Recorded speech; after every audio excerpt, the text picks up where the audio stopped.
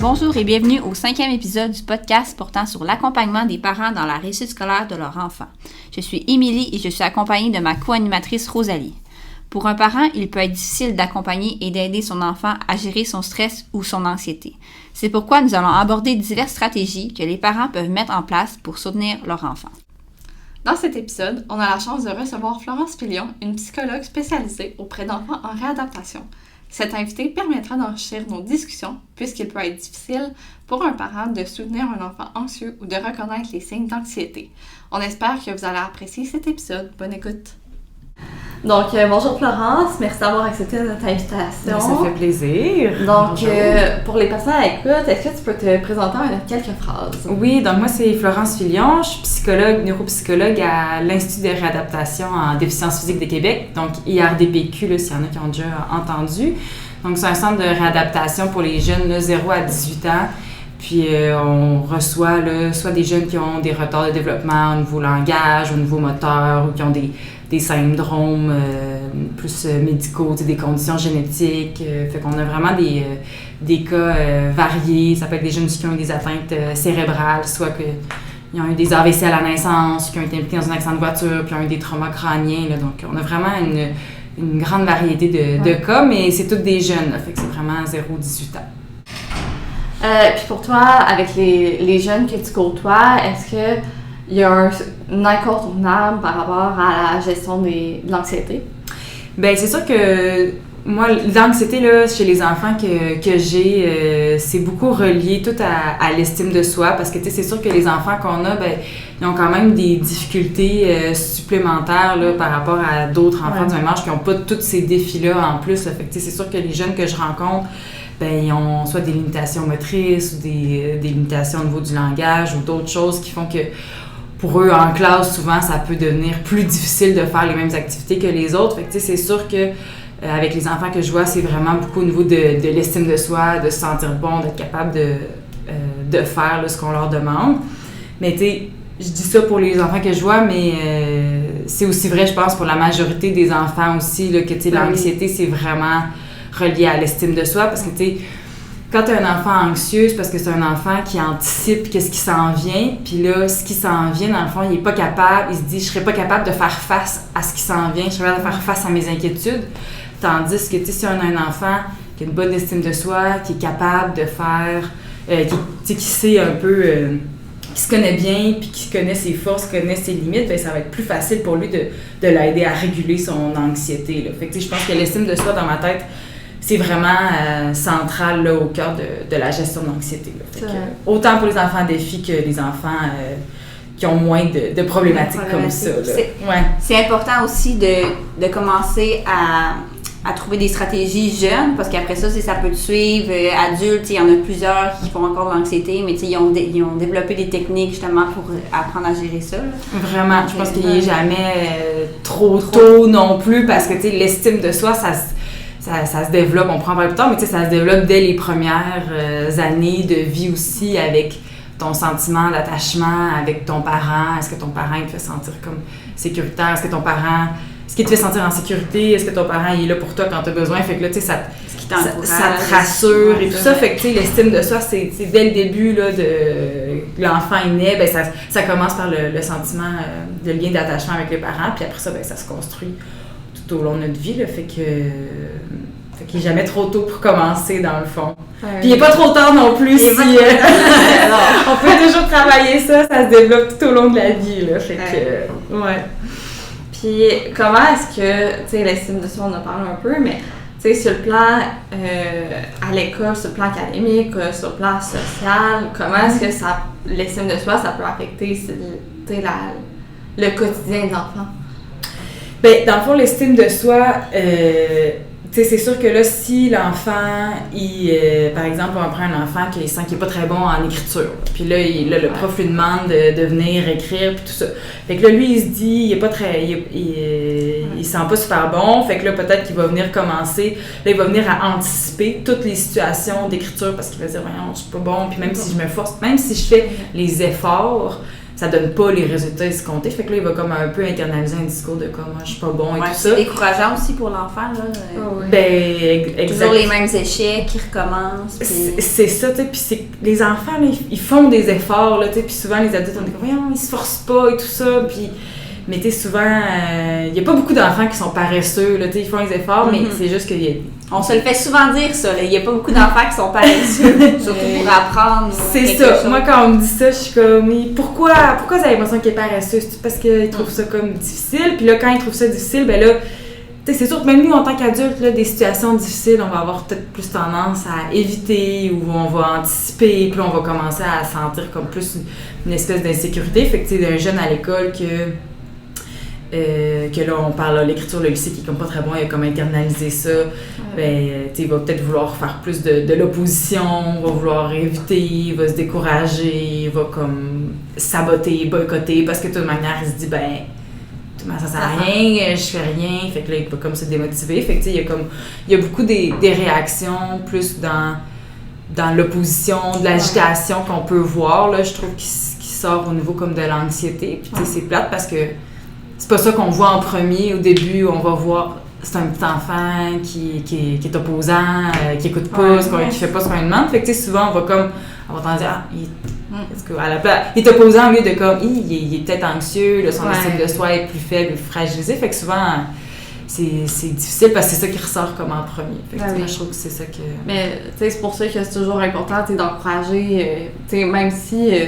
l'enfant a des difficultés, s'il fait l'effort on parlait à l'écrire au tableau, puis il y a de la difficulté à l'écriture, ben, même si son écriture qui est faite au tableau n'est pas parfaite, ben, je tente de féliciter l'effort, puis de toujours venir l'encourager. C'est vraiment ça, là, de féliciter, tu sais, se centrer sur les efforts, puis tu sais, le résultat au bout, c'est pas grave, tu sais, puis dans le fond, juste d'encourager l'enfant aussi à se comparer à lui-même, là, tu sais, puis pas se comparer aux autres, parce que c'est pas tout le monde qui a les mêmes défis puis les mêmes habiletés de base. Fait que, ça, c'est des choses justement que les parents peuvent faire à la maison, tout ça, d'encourager son enfant pour contribuer à l'estime de soi. Ça, c'est quelque chose qui a l'air banal, mais c'est tellement justement facile à faire, puis ça peut tellement faire une grosse différence que... Ouais, vraiment, là, c'est que c'est quand même assez facile d'encourager pour ça, tu sais, puis... C'est ça, les enfants, tu me demandais comment l'anxiété se présente, tu sais, c'est beaucoup dans le comportemental, mais ça va être aussi beaucoup dans le corps, tu sais, dans les réactions physiques, tu sais, un enfant, souvent l'enfant justement, là, qui là, il est anxieux à cause de la situation d'écriture, il ne sera pas capable vraiment de mettre les mots puis d'identifier comme c'est parce que je me trouve pas bon en écriture puis c'est pour ça que là j'ai déchiré ma feuille parce que tu sais il sera pas capable, tu sais, en tout cas surtout les enfants d'âge primaire, plus ça avance plus ils sont capables d'utiliser les mots, puis moi je trouve qu'à l'école là, ils font vraiment un travail remarquable parce que j'ai plein d'enfants dans mon bureau qui me disent oui on a parlé des émotions à l'école et tout ça, fait que tu sais je trouve qu'à l'école là, quand même beaucoup un beau bout de chemin qu'ils font, là, fait que je le sais, il y a plein d'enseignants qui regardent des livres des émotions avec les élèves, fait que tu sais, ça aide à genre développer ce vocabulaire-là puis à le rendre accessible à la conscience, mais tu sais, les enfants, beaucoup, ça va passer par le corps, fait que tu sais,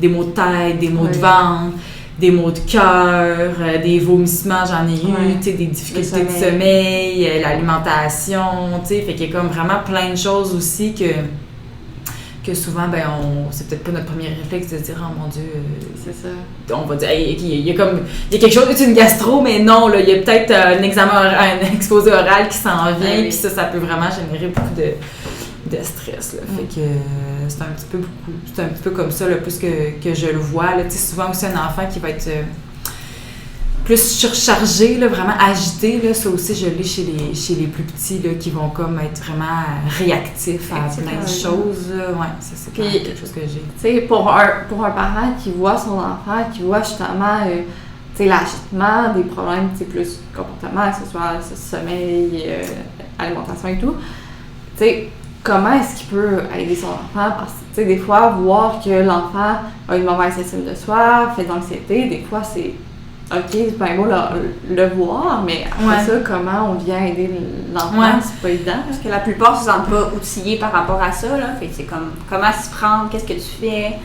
C'est sûr que c'est une bonne question, puis tu sais, là, c'est vraiment au cas par cas de voir, tu sais, c'est quoi le besoin prioritaire, tu sais, dans le fond, c'est sur quoi on veut comme cibler, tu sais, souvent on dit, là, on veut on en demande beaucoup là, aux enfants, on veut qu'ils performent à l'école, on veut que là, ils font la cour de natation, puis là, qu'il faut qu'ils fassent ça, puis ci, puis ça, tu sais, fait que c'est ça implique partout. Ça implique, tu sais, c'est sûr qu'on veut comme le mieux pour notre enfant, puis on veut qu'il se développe, puis qu'il soit bon, puis tu sais, en tant que parent, on a le réflexe de comme, c'est ça, de tout vouloir faire pour notre enfant, puis donner toutes les chances possibles, mais des fois, c'est peut-être trop, tu sais, fait que là, il faut comme peut-être réajuster les attentes, première chose, tu sais, se questionner, OK, c'est quoi les attentes, c'est quoi la pression que je mets sur mon enfant en ce moment, tu sais, puis c'est quoi que je m'attends, comme, c'est quoi mes attentes en tant que parent envers mon enfant, puis de voir, OK, sont-tu réalistes, sont-tu irréalistes et tout ça, tu sais. Puis je pense que c'est important aussi de prendre l'enfant pour l'enfant, puis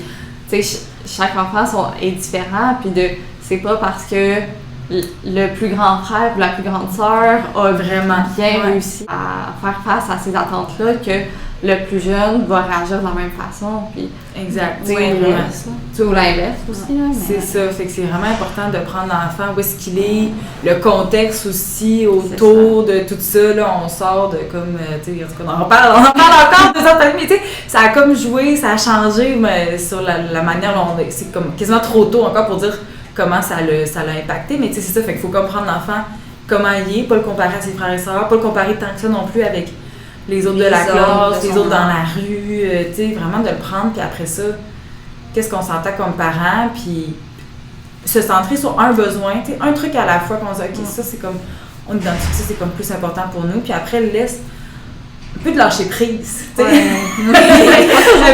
C'est vraiment pas facile, puis après, ben là, une fois que ça va bien, puis tu sais, dans le fond, puis de mettre ça clair aussi avec l'enfant, tu sais, de mettre les exigences, parce qu'on a aussi des enfants ils vont sentir que les parents, ils mettent beaucoup de pression, alors que les parents, ils n'ont pas nécessairement l'impression qu'ils en mettent, mais peut-être que c'est l'enfant, il a comme compris que le parent, il s'attendait à ce que si, ça. Tu sais, des fois, les enfants, il faut toujours aller valider un peu c'est quoi leur perception, c'est quoi leur compréhension, parce que des fois, c'est pas du tout ce qu'on voulait vraiment transmettre. Fait que, tu sais, de mettre les attentes au clair, tu sais, puis dans le fond, ça peut justement créer de l'anxiété de performance. S'ils pensent, OK, il faut que je sois bon là, il faut que je sois. Ben, c'est ça.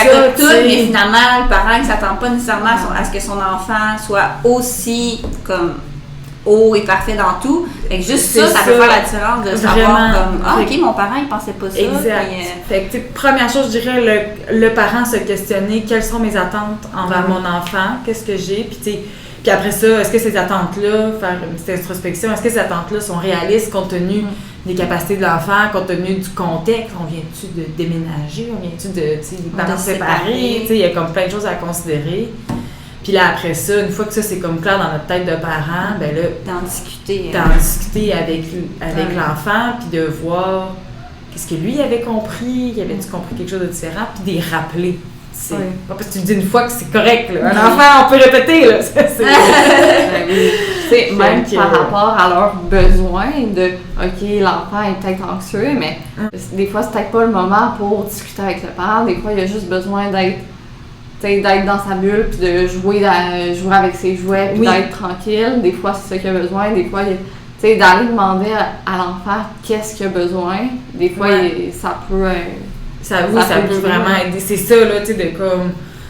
Tu sais, même si le parent, ultimement, bon, c'est lui qui a l'autorité parentale, qui décide, ça, tu sais, de toujours inclure, valoriser l'opinion de l'enfant. Toi, qu'est-ce que tu penses? Comment tu penses qu'on pourrait faire? Tu sais, c'est quoi tes solutions? Tu sais, à n'importe quel âge, ben là, tu sais, en tout cas, mettons, à partir du moment qu'ils sont à l'âge à l'école, tu sais, ils ont une capacité quand même, puis ils sont surprenants, là, les jeunes. Moi, des fois, j'allais demander en thérapie, qu'est-ce que tu pourrais faire, là? Ils me sortent plein de stratégies puis de solutions, puis tu sais, ils les ont quand même. Puis ça, ben, de leur donner la possibilité de le dire, à la place de dire que c'est le parent qui dit qu'il fait on fait ça, ben là, l'enfant, il se sent valorisé, fait que là, tu contribues à l'estime de soi. Fait que là, c'est ça, puis là, il va être comme bien plus engagé aussi. Fait que tu sais, vraiment une approche plus de, comme, ouverte, collaboration, puis tu sais, d'essayer de prendre... Peut-être que l'enfant va arriver avec quelque chose de farfelu, mais tu sais, d'essayer de trouver... quelque chose qui considère, qui fait que son opinion est quand même considérée dans tout ça. Là, fait que... Puis tu sais, je dirais, si le parent, il y a là, ça c'est comme plus dans une situation où, bon, il y a comme un besoin X qui est comme facilement identifiable. Tu sais, s'il y a une situation où là, justement, le parent n'est pas capable de départager qu'est-ce qui est quoi, de cibler le prioritaire et tout ça, ben tu sais, là, vraiment, le parent de peut-être aller chercher une espèce de coaching, voir, soit du soutien professionnel ou, tu sais, voir à l'école pour l'aider là-dedans. Là, tu sais, dans le fond, de ne pas hésiter non plus à se référer si on sent que c'est comme au-delà de, là, tu sais, puis souvent les parents me disent c'est à partir de quel moment que je sens que je devrais consulter pour ça, c'est quoi la ligne, genre. Ben, c'est difficile à dire, tu sais, mais la ligne, moi, je suis tout le temps comme... Si ça l'affecte l'enfant dans son quotidien, c'est déjà quand même un bon indice qu'il y a quelque chose qui devrait être exact, tu sais, mais il n'est jamais vraiment trop tôt, puis au pire, si tu consultes puis qu'il est trop tôt, ben, on veut juste avoir dit, ben, regarde, on t'a aidé, rassuré, des petits trucs, tu sais, le suivi sera pas long, là, s'il est trop tôt, puis que, tu sais, dans le fond, c'était comme un petit problème facilement à régler, mais... Fait que c'est ça, fait que c'est vraiment comporté, mais ouais, moi, quand le fonctionnement à l'école, là, ça devient comme plus difficile, là, puis que, là, il n'arrive plus à, je sais pas, à toutes ces périodes, où, tu sais, là, il suit plus il suit plus au niveau des apprentissages et tout ça, tu sais, quand on voit que ça vient altérer son fonctionnement, tu sais, là, c'est sûr que faut pas hésiter à consulter pendant ce temps-là, tu sais, comme, c'est comme un signal, mais avant ça, en amont, il y a plein de choses qui peuvent être faites de manière préventive aussi. Oui, puis il y a des petits trucs qu'on peut utiliser à la maison, juste de faire en sorte que l'enfant apprenne à se connaître aussi, qu'est-ce qui fonctionne pour lui ou pas, ou de faire de la respiration abdominale, c'est pour se calmer, lui dire parle à ta peur, justement comme un peu avec tes livres Extraordinaire moi et Incroyable moi. Incroyable moi maîtrise son anxiété, puis on a Extraordinaire moi qui calme son anxiété de performance. C'est comme de se faire un petit personnage puis dire va-t'en, genre je veux que tu partes, puis c'est juste comme de le faire comme ça, c'est disparaître ou de le faire bouger aussi, tu sais, ça. Vraiment, ça aussi. Là, ça sécrète de l'endorphine, puis ça libère le stress, fait que ça peut être des petits trucs. C'est ça, puis tu sais, ce genre de livre-là que tu nous as apporté aujourd'hui, ben pour un parent qui ne sait pas trop par où commencer, ben ça peut être un bon moyen d'accompagner l'enfant. Tout à fait, là, parce que tu sais, ça guide, puis ça fait aussi des bons moments d'échange, justement. Là, tu sais, je recommande quand même de faire ça dans des moments ludiques. Pas super sérieux comme un devoir. C'est pas un devoir, faut pas que ça soit un devoir. Il faut plus le voir comme un moment d'échange, puis d'expliquer, puis de voir c'est quoi l'expérience de son enfant, là, plus que... On pourra les mettre aussi en référence comme dans la description. Sur le podcast pour les parents qui veulent l'utiliser. Puis on parle de, tu sais, le livre sur l'anxiété de performance, mais comment est-ce qu'on peut éviter cette anxiété de performance? Comment est-ce qu'on peut balancer la volonté d'avoir des bons résultats scolaires avec cette anxiété-là, tu sais? Ouais, ben ça c'est tout un débat que je veux pas ouvrir, là, mais j'en parle un petit peu toute l'affaire au niveau des notes, là, tu sais, ça c'est sûr que moi chez les enfants d'âge scolaire, là, tu sais, au moins jusqu'à la 4e année, tu sais, il faut comme se questionner la valeur de qu'est-ce que ça veut dire avoir une bonne note? Tu sais, dans le fond, pourquoi on veut que nos enfants aillent à l'école? Est-ce qu'on veut vraiment qu'ils aient des bonnes notes à l'école ou on veut qui ait du plaisir à apprendre, qui développe des bases, qui sache lire, écrire, compter et tout ça, tu sais. Fait que c'est sûr que, tu sais, sans nécessairement dire, OK, il faudrait plus qu'il y ait de notes du tout, mais je pense que les parents ont quand même un petit bout de chemin à faire de leur côté qui peuvent vraiment mettre l'accent sur, à l'école, on va là pour apprendre. Ouais. On va là pour apprendre, on va là pour avoir du plaisir, on va là pour rencontrer des gens, puis comme... Puis les enfants, ils aiment ça, apprendre, tu sais. Il n'y a pas un enfant là, en commençant la maternelle là, qui ne veut pas aller à l'école. Là. Ils ont toute hâte d'apprendre. Ils ont toute hâte d'apprendre à lire, à écrire, à compter. Puis que, tu sais, c'est comme intrinsèque. C'est quasiment naturel chez les enfants qui veulent apprendre à faire ça. Des fois, le défi, c'est qu'il faut que ça reste. Dans le plaisir. Ben, c'est ça, mais là, pourquoi ça reste pas dans le plaisir? C'est-tu parce qu'il y a une pression des notes, parce que là, on sent qu'on est comme pas bon puis qu'on n'a pas eu des bonnes notes? Il y a peut-être quelque chose qui joue là-dedans. Qui prennent le dessus puis qui finalement que l'élève se sent pas compétent, puis c'est ça qui fait son plaisir un peu à faire. Fait que moi, je le mettrais vraiment à essayer le plus possible, la pression pour les notes, là, si on n'a pas besoin d'avoir les meilleures notes parce qu'on veut rentrer dans le programme contingenté au secondaire ou tout ça, de comme essayer un petit peu de voir c'est quoi qu'est-ce qui est réaliste comme attente, puis de pas nécessairement la mettre, hey là, faut que tu étudies sinon tu n'auras pas des bonnes notes. Il essayer d'enlever un peu ce discours-là, plus comme « Hey, ben là, faut que tu fasses tes leçons parce que c'est important que tu apprennes ce mot-là, puis là, de le rattacher à quelque chose que, tu sais, l'enfant, il veut faire quoi plus tard, l'enfant? Tu sais, pourquoi il va à l'école, donner un petit but? » Fait que moi, je le mettrais vraiment, comme on dit au début, là, valoriser les efforts plus que les résultats. Au final, c'est certain, si l'enfant a du plaisir à apprendre, ben, il va avoir du plaisir à faire ses devoirs. Donc, il va être plus ouvert et plus motivé justement à apprendre. Donc, ultimement, les difficultés va être plus enclin à travailler pour justement les travailler. Vraiment, c'est ça. Puis, sinon, toute l'anxiété de performance, c'est parce qu'il va avoir des bonnes notes. Fait que là, c'est sûr que tout ce qui peut aider un peu dans la prévention de ça, c'est sûr d'aider l'enfant à développer des bonnes stratégies d'études pour qu'il se sente compétent, qu'il se sente bon. Fait que là, il sait qu'il est rendu à l'examen, il va être capable de répondre aux questions parce qu'il sait qu'il s'est préparé, parce qu'il sait qu'il... On a parlé, le style de soi, je reviens tout le temps avec ça, mais c'est vraiment central là, dans toute l'anxiété.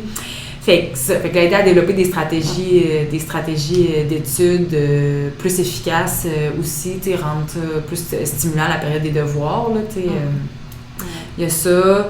Juste de lui dire aussi, je crois en toi, t'es capable. Tu sais, moi, le nombre de fois que ma mère me dit, t'es belle, t'es bonne, t'es capable, tout le temps, c'est ça. C'est comme, tu finis par y croire, là.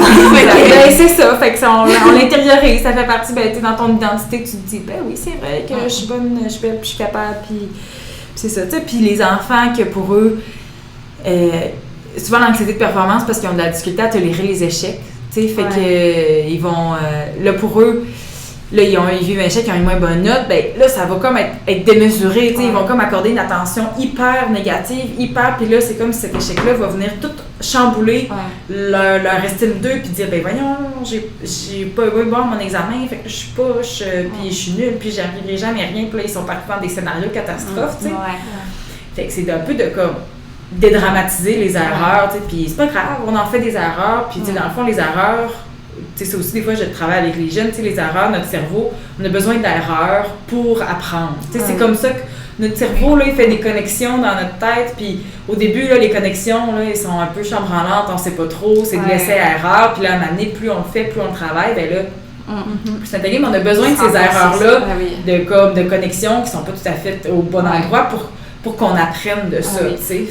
Je pense que, tu sais, aussi, les parents, c'est des grands modèles pour leurs enfants, puis des fois, vivre des difficultés, des stress, des erreurs, justement, comme parents, des fois, on veut pas trop partager ça avec l'enfant, on veut pas le stresser et tout, mais des fois, justement, de l'enfant, de voir comment est-ce qu'on gère, justement, ces erreurs-là, cette anxiété-là, ça peut montrer à l'enfant, justement, OK, on peut gérer ces erreurs-là, il y a des façons de faire, puis des fois, quand il va en revivre lui aussi, il va faire comment est-ce que tu as fait l'autre fois, là, quand tu as vu une erreur, ta paix l'a brisée?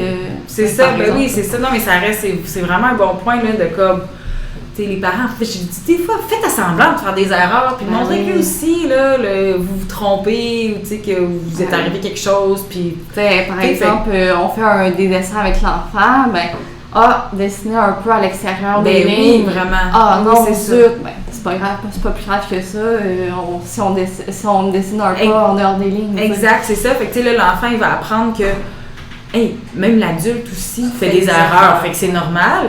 Puis là, en plus, il va voir la réaction de l'adulte. L'adulte qui fait c'est pas grave. Ou, regarde, j'ai dépassé de mon dessin. Regarde, on va rajouter quelque chose, là, un arbre à côté on va réparer l'erreur, tu sais, puis là, l'enfant, il va voir comme, ça arrive. Ça arrive, c'est pas grave, puis on peut gérer avec ça, puis il n'y a pas plus de cas à faire, tu sais, fait que je pense qu'il y a comme beaucoup ça, tu sais, au niveau de l'anxiété de performance, de comme, dans le fond, d'être capable de tolérer les échecs, les erreurs, puis de normaliser ça, là.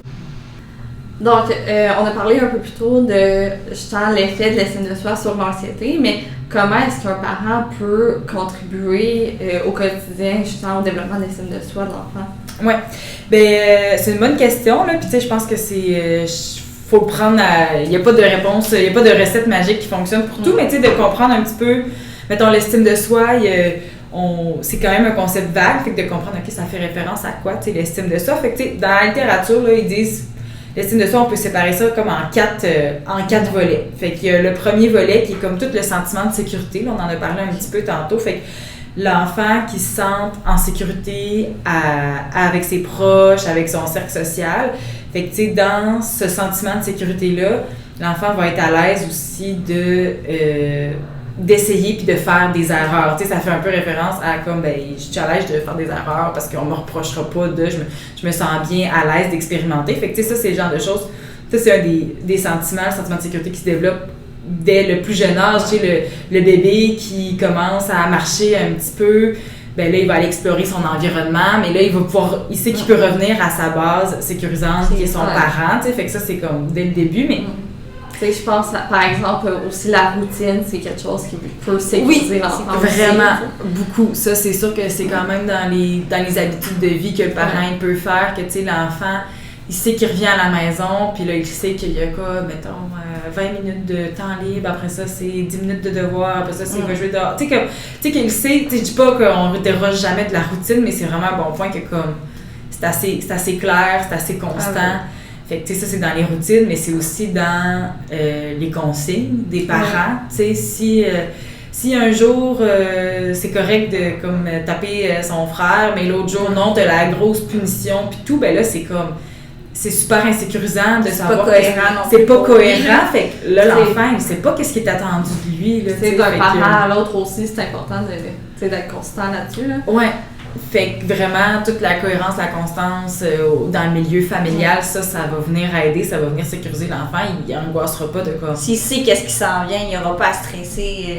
C'est ça, c'est juste la routine. Puis tout ça, fait que ça aussi, à l'école aussi, là, mais à l'école, c'est quand même super routinier puis plus structuré, là, fait que ça, c'est comme plus facile à gérer. Mais je pense qu'à la maison, ben, de développer le sentiment de sécurité là, des parents envers leur enfant, ben ça peut justement, après ça, mener à moins d'anxiété parce que l'enfant n'est pas tout le temps en train d'anticiper. Tu sais, puis que le parent aussi encourage l'enfant à prendre des risques, mais tout en étant là de cas, ben il va explorer, mais moi je suis là, tu sais, peu importe, no matter what, après ça, je suis quand même là, puis tu sais, je reste ton parent, fait que je vais être là pour toi et tout ça, mais tu sais, de l'encourager à comme développer son autonomie, mais la base sécurisante est encore là, tu sais, fait que ça, c'est comme une facette de l'estime de soi que, tu sais, le parent peut venir jouer pour ça. Une autre facette de l'estime de soi, c'est aussi d'apprendre vraiment à bien se connaître, tu sais, comme comment on se conçoit, là, nous, tu sais, tantôt, toi, tu disais, ben, ma mère, elle m'a dit que j'étais bonne, j'étais belle, j'étais capable, ben, je l'ai intériorisé, ben, tu sais, ça fait que de se dire, OK, c'est quoi nos forces, c'est quoi aussi nos défis, de savoir que, tu sais, c'est pas vrai que tout le monde est bon dans tout non plus, fait que de se dire, ben, regarde, c'est pas grave, moi, je sais que je suis pas bonne en écriture, OK, c'est correct, mais ça fait pas moi une moins bonne personne parce que, parce que je suis pas bonne en écriture, tu sais, j'ai d'autres forces dans ça. Fait que de connaître ses forces, mais aussi d'avoir comme une vision aussi réaliste, puis de savoir, ben, ça, c'est mes défis, puis de savoir qu'ils sont comme ciblés, tu sais, c'est pas vrai qu'il y a du monde qui sont pas bons dans tout, là, c'est impossible, là, tout le monde a ses forces. C'est ça, tu sais, fait que ça peut être le parent d'encourager l'enfant à justement développer ses forces, développer ses loisirs, qu'est-ce qu'il aime aussi, tu sais, fait que de comme vraiment apprendre à mieux se connaître, tu sais, fait que ça peut être un moyen pour le parent là, de développer ça, tu sais, de voir avec de voir avec son enfant quel genre d'activité il veut investir, qu'est-ce qu'il aime, puis de fournir un petit peu le support que le parent, ben tu sais, si mon enfant il aime ça faire du dessin, ben peut-être lui acheter des trucs pour faire du dessin ou d'inclure le dessin avec quelque chose lié à ses difficultés, fait que ça vient comme rendre le tout moins c'est angoissant et exact, là, tu sais, de passer par les intérêts, ça aussi, là, c'est comme une possibilité. Comme orthophagogue, ça m'arrive, tu sais, des fois de OK, on fait un dessin, puis après, pour travailler les textes descriptifs, ben on va venir décrire le dessin. OK. Ouais. Donc, tu sais, juste ça ramène une difficulté avec un plaisir. C'est ça, exact. Tu sais, si l'enfant il est bon en sport puis il aime ça bouger, là, ben, tu sais, tu peux le faire lancer des ballons, puis, tu sais, je sais pas, le faire des problèmes mathématiques, mais en lançant des trucs, puis en plus, ça, c'est comme encore mieux parce que c'est genre une stratégie d'études actives, fait que, tu sais, de jumeler, faire des associations avec des trucs. Fait que c'est ça, fait que tu sais, d'encourager l'enfant à développer ses intérêts, d'essayer de lui faire explorer des petits trucs sans trop pousser non plus, parce que là, on veut pas... Non, c'est ça. On repense au début, on veut-tu qu'il soit bon en dessin, en équitation, en natation, en soccer. Faut se limiter quand même. Faut se limiter, mais tu sais, d'encourager l'enfant comme à explorer un petit peu c'est quoi ses intérêts. Fait que tu sais, ça peut aider l'enfant ça va le sécuriser aussi de savoir, d'aider à qui je suis, tu sais. Puis aussi, c'est dans le reflet de les parents, qu'est-ce qu'on reflète à notre enfant. Tu sais, des fois, justement, tu te dis, ta mère, j'ai envie tout le temps, je serais un bon exemple, tu sais. Ouais. Mais tu sais, si le parent, des fois, là, l'enfant, là, toi, t'es donc tout le temps comme ça, t'es tout le temps, tu sais, des petits commentaires de... Ça aussi, ça vient jouer, là, tu sais, mettons un enfant, là, qui a un TDAH, là, tu sais, puis, toi, t'arrêtes jamais, t'es tout le temps en train de faire des trucs, tout en train de déranger, tu sais. Des fois, c'est comme inconscient, là, les parents non plus, je veux pas blâmer aucun parent, là, c'est pas facile, là, il y a personne qui est parfait, puis ça nous arrive de lâcher des petits commentaires ici et là, mais à force ces commentaires-là, l'enfant, il se bâtit une représentation de lui, puis là, il finit par croire que il est vraiment de même. Fait que, c'est vrai, je suis pas capable de m'arrêter, c'est vrai, je suis pas capable de faire ci. Fait que là, il y a comme un peu une espèce d'impuissance apprise, alors que, tu sais, finalement, il serait peut-être capable de s'arrêter. Toujours, t'es pas bon en maths, à un moment donné, il va se dire, je suis pas bon en maths, tu sais, puis c'est pas le même qui va s'améliorer ou, tu sais, c'est ça. Vraiment focuser là-dessus, là. Fait qu'il y a comme tout l'aspect volet plus identitaire.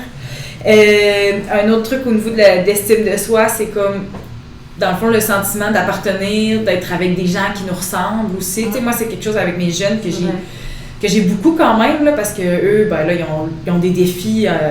C'est des enfants qui ont des défis encore plus importants souvent que la majorité des enfants. Fait que là, ça leur fait du bien de voir qu'ils sont pas tout seuls là-dedans, puis que c'est normal là, que je vive des difficultés, puis...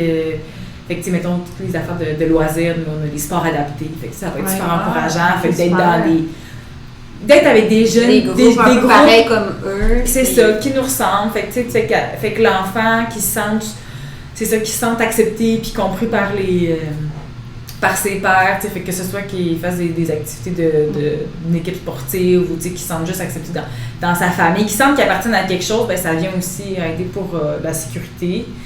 Puis, ben c'est ça aussi. Ben, sentiment de compétence, là, on en a quand même plus parlé, là, que l'enfant, il se sente comme...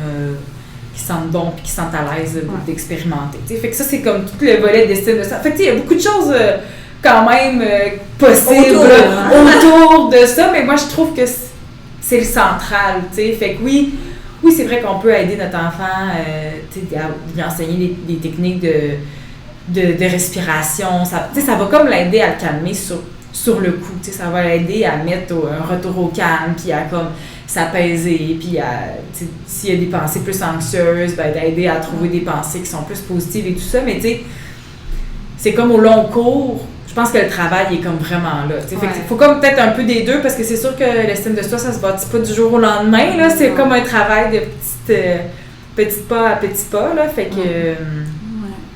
Mais c'est ça, fait qu'il y a comme les deux volets, là, peut-être, là, je sais pas si vous voulez qu'on parle de stratégie de... Oui. Ou ouais, tu peux y aller. Mais je peux juste rajouter par rapport à ce qu'on disait justement, comme l'anxiété et l'estime de soi. Expérience que j'ai eue, je faisais de l'aide aux devoirs avec un petit gars, puis tu sais, ses notes, il s'améliorait, ça allait bien, mais à chaque fois, comme le stress, l'anxiété revient, fait que finalement, c'est comme un cercle vicieux qu'à chaque année, je le revoyais, puis là, ça allait bien, mais dès que j'étais plus avec lui, ça redescendait.